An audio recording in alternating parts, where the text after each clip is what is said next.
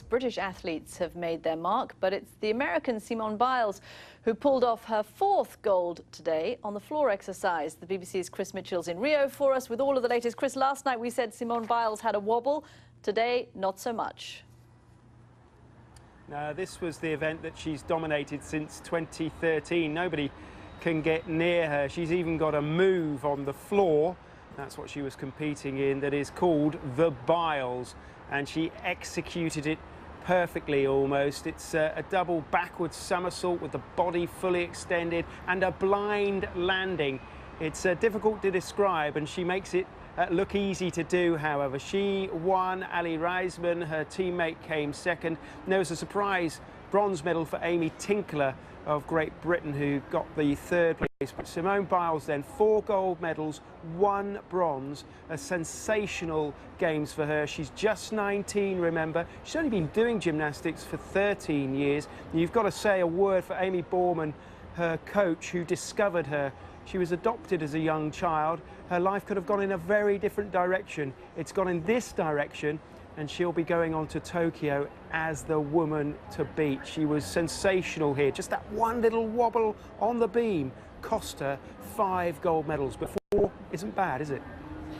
Not bad at all. She really flew out there in Rio today. Okay, let's talk about the cycling, because I've been impressed, I'm sure you have too, with Team GB, and it's largely in part, well, part of it has been due to our performance in cycling. How are we doing there?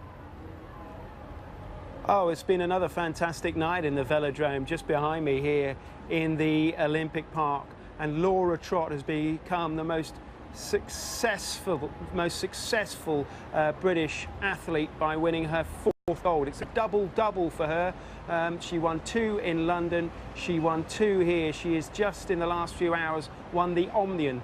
That is the multidisciplined cycling event. They do 6 different cycling events. It concludes with the points race. She won by a mile. She was the favourite. She spoke afterwards about how happy she is. She's a very bubbly character from a place near London in England. And you wouldn't believe it to look at her. She's a very slight, small woman, but on a bike, she is incredibly powerful and looks unbeatable. She is at the moment in the Velodrome watching her fiancé, Jason Kenny, trying to get gold in the keirin. That is delayed at the moment because a couple of the riders made a technical infraction in that race. So there is great tension right now just over there as Jason Kenny tries to win what would be his 6th Olympic gold. And that would mean, between the two of them, Jason Kenny and Laura Trott, if he were to get the gold, that would be 10 in one household. Imagine that, 10 gold medals in one household. Amazing.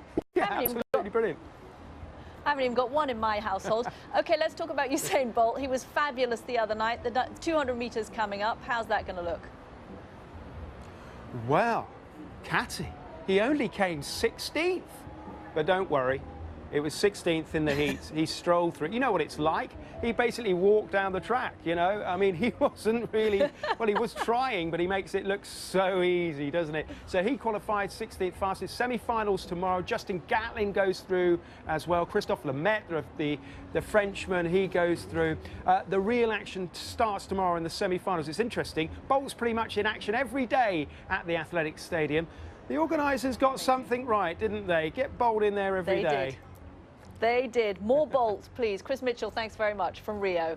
OK, sports to politics. Lately, we've been spending a lot of time talking about Donald Trump's words. Tonight, we're going to look at his body language. A lot of us talk with our hands, but the Republican nominee takes it to a new art form. We're just an expert.